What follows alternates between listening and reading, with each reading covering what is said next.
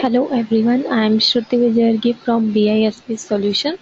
In my previous video, I discussed about the t-test, and this video I am going to tell you about the z-test, and also I will explain you the difference between the t-test and z-test.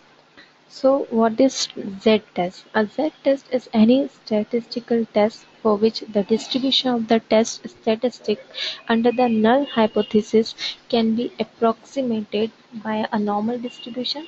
Because of the central limit theorem, many test statistics are approximately normally distributed for large samples. So the z-test is performed to make inferences about the population mean based on the sample mean and the given population standard deviation. The z-test is also performed to make inferences about the population proportion based on the sample proportion.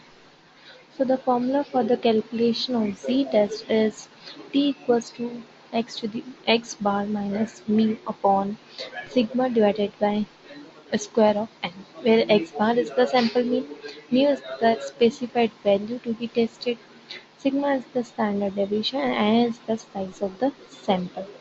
So let us understand this with the help of simple example. I have an example of z-test. So a herd of 1500 steer was fed a special high protein grain for month. A random sample of 29 were weighted and had gain an average of 6.7. So we have average x bar will be 6.7 and total number of sample will be 29. If the standard deviation of weight gain for the entire herd is 7.1, so 7.1 will be our standard deviation. Test for the hypothesis that an average weight gain per steer for the month was more than 5 pounds, so mu will be 5. So first we have to calculate x bar minus mu. So select the cell, type an equal sign, select the cell x bar minus mu, then enter. Then we have to calculate sigma divided by root of n. So we have standard deviation, select the cell, divide the square function and then n is total number 29 and enter. So the z test will be x bar minus mu divided by standard deviation divided by power of n. So 1.28 will be the z test value, and the tabulated value for this will be tabulated value for 1.28 will be, so here is 1.2 and for the 8th column 0.08. So this will be the value for 1.28, 0.8997. So this will be subtracted by 1, that means 0.1003. So the conditional probability that a sample from the herd gain at least 6.7 pounds per steer is 0.1003. This is the probability. Should the null hypothesis of a weight gain of less than 5 pounds for the population be rejected?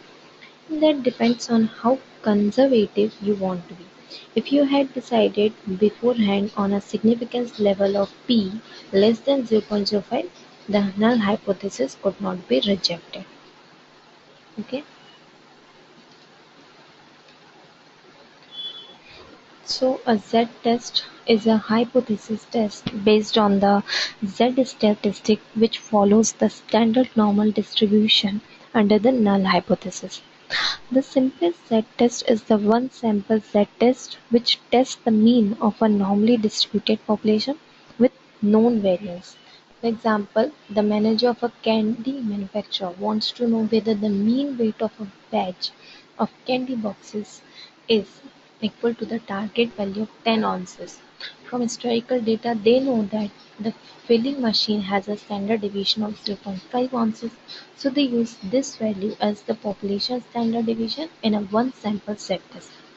We can also use z-test to determine whether predictor variables in probit analysis and logistic regression have a significant effect on the response. The null hypothesis states that the predictor is not significant. You also have the option to use a z-test to do a normal approximation for test of portion rate and test of proportions. These normal approximations are valid when the sample size and the number of events are adequately large. So we studied how z-test works in Excel, but it is much similar to t-test, but there are some differences between both of them. Sometimes measuring every single piece of item is just not practical. That is why we develop and use statistical methods to solve problems. The most practical way to do it is to measure just a sample of the population. Some methods test hypotheses by comparison. The two of the more known statistical hypothesis tests are t-test and z-test. So a t-test is a statistical hypothesis test. In such test, the test statistic follows a student's t-distribution. The t-test is also referred to as the student t-test. It is very likely that the t-test is more commonly used statistical data analysis procedure for hypothesis testing, since it is straightforward and easy to use. Additionally, it is very flexible and adaptable to a broad range of circumstances. There are various t-tests, and two most commonly applied tests are the one-sample and paired sample t-test. One-sample t-tests are used to compare a sample mean with the known population mean. Two-sample t-tests, on the other hand, are used to compare either independent samples or dependent samples. So a t-test is applied, at least in theory, if you have a limited sample size of n less than 30, as long as the variables are approximately normally distributed and the variation scores in the two groups is not reliably different. It is also great if you do not know the population's standard deviation. If the standard deviation is known, then it would be best to use another type of statistical test, which is the z-test. So the z-test is also applied to compare sample and population means to know if there is a significant difference between them. Z-test always use normal distribution and also ideally applied if the standard deviation is known.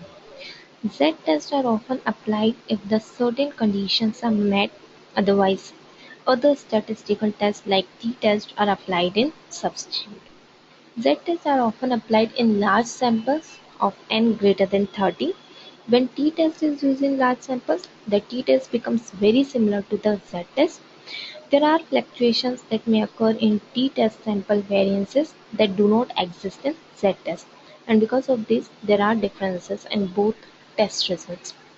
So this is how z-test works. If you have any doubt, you can ask me. Thanks for watching.